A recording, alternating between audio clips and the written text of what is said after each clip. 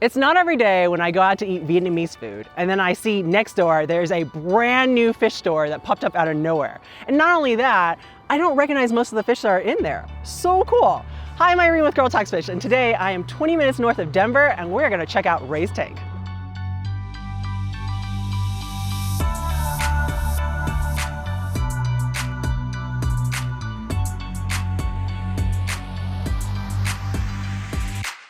So Eric here is the manager and son of Ray from Ray's Tank. And tell me a little about the store. What are you guys all about? Of course, we do mostly freshwater monster fish. We do primarily freshwater, but what makes us different is that we do fish that get a lot bigger than just any other store. We try to stick with something a little more unique than you would typically see at PetSmart. So we carry more of the monster fish species that are gonna get 2 feet, 4 feet, even 8 feet in some places. That is a really unique niche. I personally only keep nanofish, so why did you guys decide to go into the monster fish market? That's just what my dad Ray was always into when he was a kid. He started off with smaller stuff like everyone else does, but the bigger stuff is just what he's into now. He just got bored of all the smaller stuff, and now the big fish is what he's really into. Why would you tell people to get into monster fish? What's the attraction? A monster fish, personally, I like seeing my fish. Okay. So the smaller nano fish, not that I don't like them. You got to get a huge school. I mean, I got 100 of them, or in a larger tank, especially because I like the larger tanks. So I like to see the larger fish in the tank, and then being able to feed them like big chunks of tilapia, big chunks of food. What's your routine? Like, how do you take care of so many tanks in the fish store? So when we come into the store first, we have some of these tanks sectioned off where we're gonna be cleaning. We clean tanks every single day. We have to maintain these tanks all the time. Each tank gets like cleaned, I don't know, once a week or? Usually, depending on how overly stocked we have a tank, we'll clean it every 2 or 3 days sometimes. For the stingrays too, we'll do it every 2 or 3 days just to keep the nitrates and any levels down, because a lot of these tanks are overstocked. Yeah, of course. It's a fish store. It's a fish store. It's meant to just be held here and not meant to be kept forever.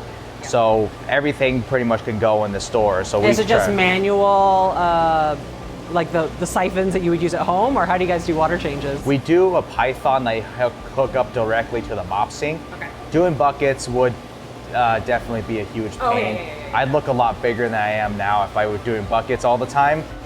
Any tanks that look foggy, we'll do a small water change on, and then any tanks where the fish are acting funny, we'll do a water change on that as well. And anytime they're not eating right. So that's kind of our exact time to really do a water change. And we test some of these bigger tanks as well to make sure all the levels are all good as well. Okay.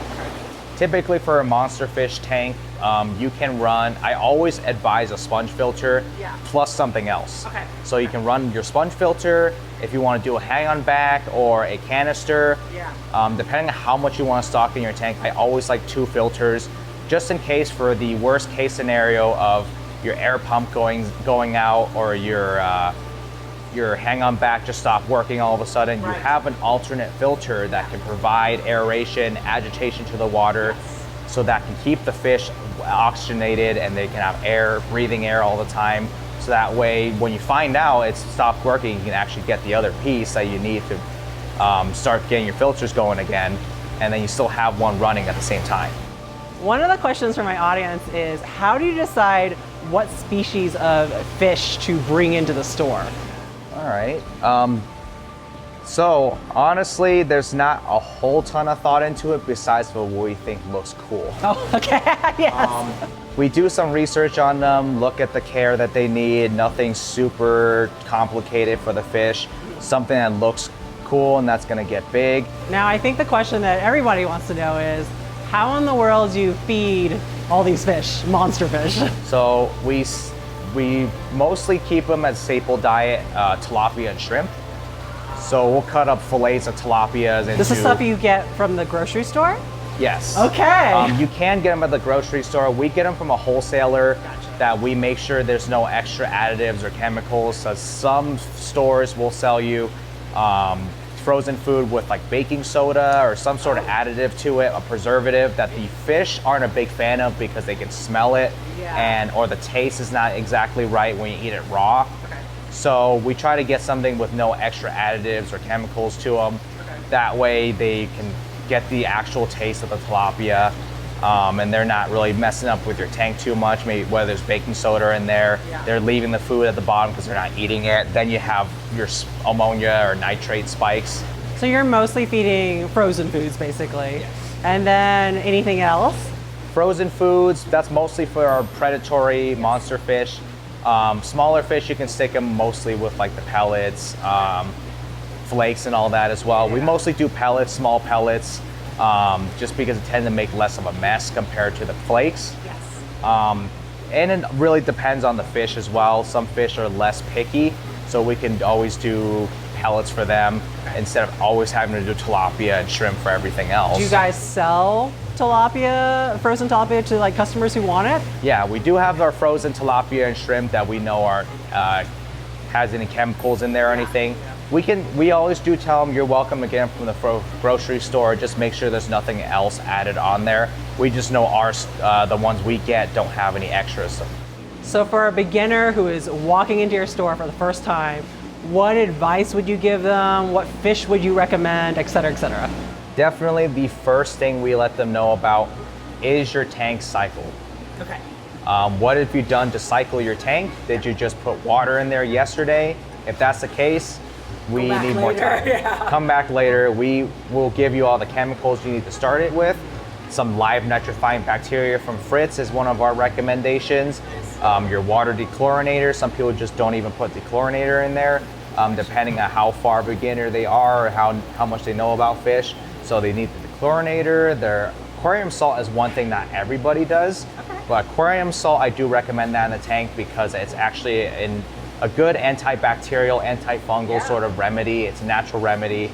All freshwater ponds and lakes also have some sort of salt content in there. So we try to get them in our tanks as well, but it does depend on the fish you stock. If you stock scaleless fish, some fish have more salt sensitivity. So a lot of times, just to be safe, we do maybe 25% dosage or 50% depending on how sensitive the fish are, and we'll always let them know depending on what fish they're gonna get. Okay.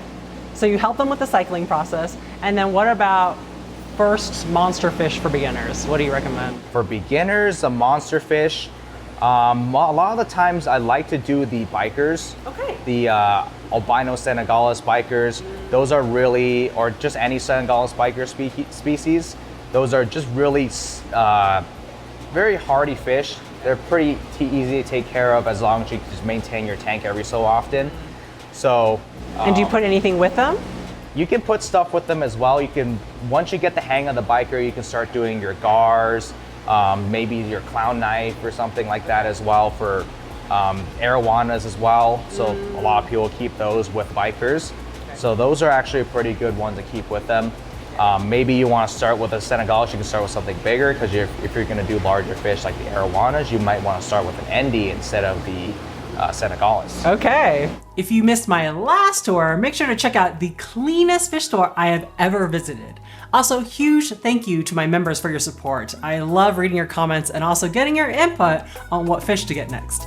Take time to enjoy your aquariums, and I'll see you in the next video.